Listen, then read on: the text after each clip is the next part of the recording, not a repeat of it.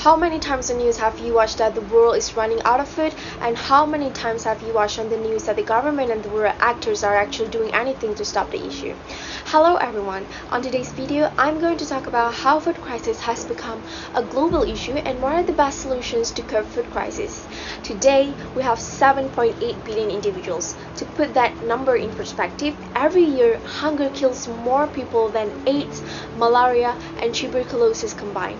Countries like Yemen, Afghanistan and Syria are the two-thirds of the world populations that were exposed to famine. So let's see what are the main causes for food insecurity. Number one is the rise in food prices. The fluctuation in the prices of food is a market norm.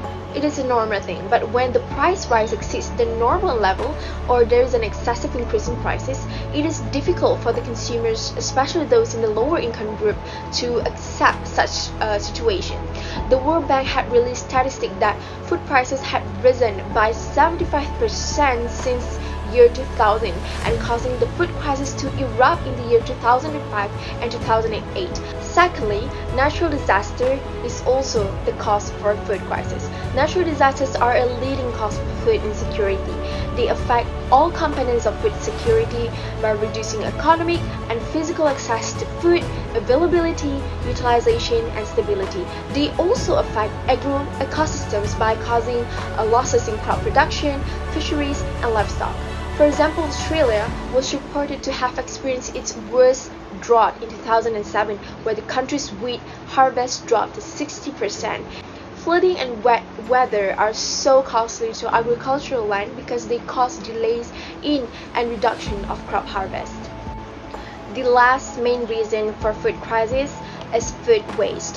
When food is lost or wasted, all the resources that were used to produce this food, including water, land, energy, labor, and capital, go to waste. In addition, the disposal of food loss and waste in landfills leads to greenhouse gas emissions, contributing to climate change. For example, if food is lost or wasted in the production, storage, or transportation stages, it can result in reduced food availability and increased vulnerability of our food system. The United Nations, for instance, posed 17 Sustainable Development Goals which ought to be achieved by 2030. Achieving food security, improved nutrition, ending hunger, and promoting sustainable agriculture is the second goal. Not much has been done by most institutions and countries, but there are hopes for a food secure future. Here are some of the possible solutions to food insecurity. Among the best solutions, the role of the government itself to apply new policies for food sources imported from foreign countries. Developing countries experiencing food shortages and rising prices of foods that are widely consumed but not produced locally need to take better initiatives by sourcing such food from countries that directly produces it to reduce transaction costs. And this approach is assisted by UNCTAD by implementing import policies to strengthen the ability of developing countries to purchase commercial food through the direct purchase of food resources. Secondly is to improve trade policies. Some farmers fail to feed the community because of unfair trade policies. Corporate giants have already stepped in and commercialized food, making it harder for small-scale farmers to have their products in the market. Governments should therefore improve such policies and make it fair for everyone to participate.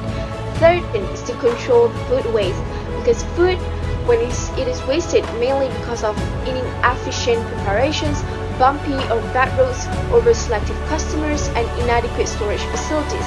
If storage facilities are improved and there are adequate versions for how the food will be used, less food will be wasted and there will be a more food-secure community. The bottom line is, this is our food system and it is failing both the well-fed and the hungry and will inevitably lead to a terrible global famine. To end this cycle of self-destruction, we must transform the way we save food and transform the kinds of food we produce and the way we produce it for everyone's sake. I hope my video will benefit everyone. Thank you for watching.